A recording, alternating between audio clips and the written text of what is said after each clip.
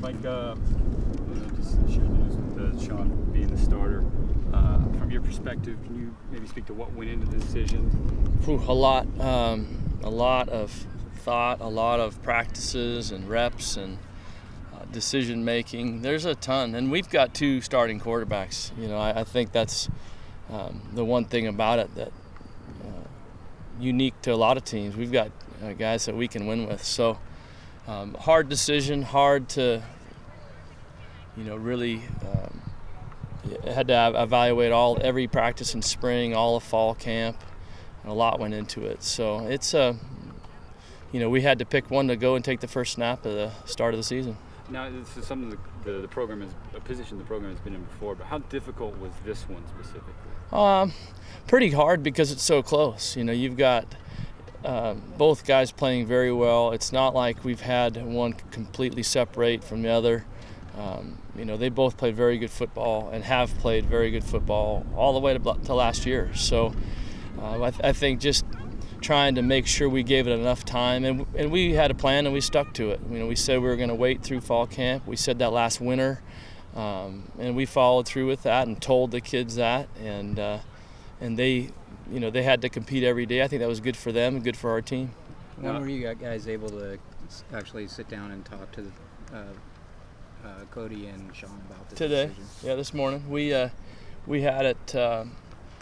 Thought about it. I talked to them both last week about continuing to compete, and told them that we were closing in, but we were going to continue to evaluate all the way till the weekend, and they knew that last week.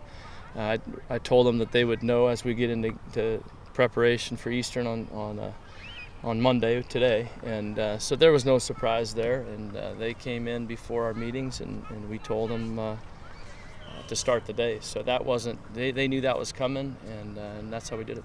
Langs, there are quite a few programs around the country who are still trying to decide on a quarterback, and there's speculation that the reason it's taken long is coaches worry that a guy who's not a starter is going to transfer. Are those conversations that you had as a coaching staff? Not at all. I suppose that that is a worry. I think these guys have invested a lot here. I suppose that's a concern, but gosh, if you're going to leave, especially as old as they are, that's hard to go to a new program and think you're going to just step in and be a starter and learn the offense and beat out whoever's there. So that really wasn't much of a concern. That wasn't a thought. Let's wait as long as we can and keep them. If somebody was really feeling that they wanted to leave, I think that would have been pretty clear in our conversations back to last winter. I think they both wanted to be here, wanted to compete. So that really wasn't part of the conversation.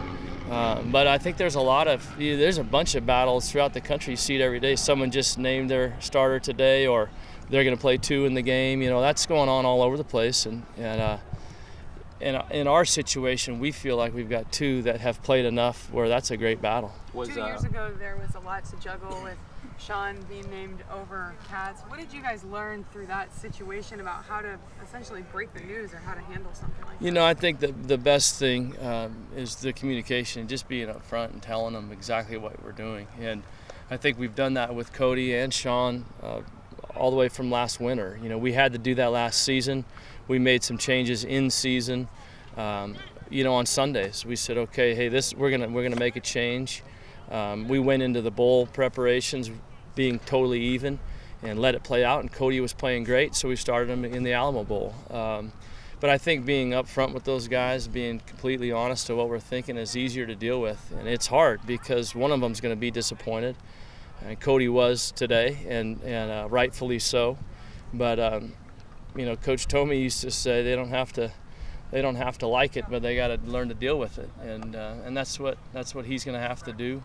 I think that's true in our situation, and I think that they've been told all the way through exactly what we're going to do and how we're going to do it, and that's what we followed through with. Because you essentially have 2 starting quarterbacks, how short of a leash is Sean on? Well, I think that's a good question. You don't want to. They shouldn't feel that way. I think that's natural. If a guy's in there and he's got some mistakes and they're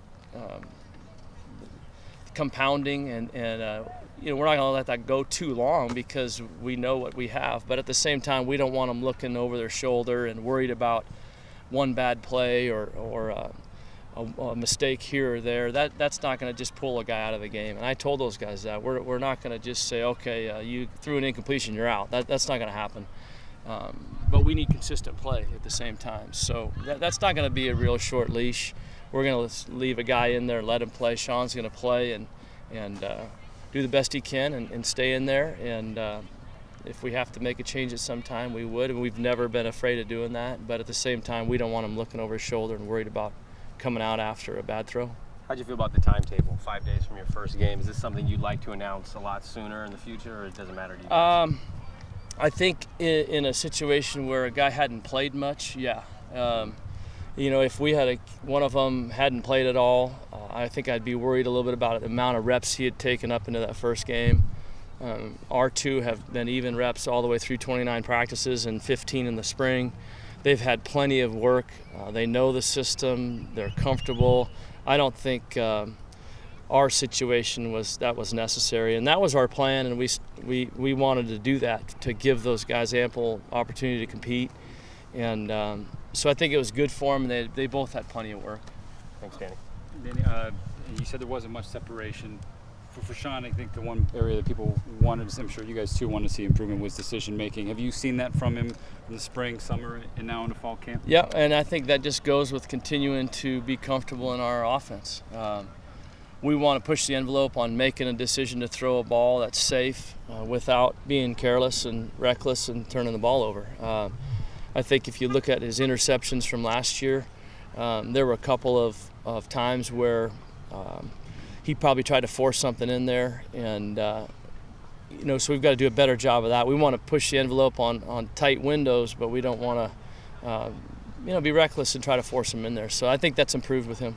Both of them said last week that going through this has taught them a lot about patience, and also is something that's going to help them not only on the field but for the rest of their lives as well. Have you seen that maturation from both Sean and Cody? I think they've handled it great. We talked a lot about this situation and being in a business, and having to compete every day, and hopefully in the NFL. And I told both of them last week, you get your chance in the NFL and you're not playing well, they just will get rid of you. Here we're not going to cut a guy. So I think it's good preparation for that. They're going to have to compete every day and try to earn a job, and it's going to be that way being a dad and a businessman and in the NFL. So I think it is a great lesson for them. Competing and having patience too. Thanks, Dan. Yeah.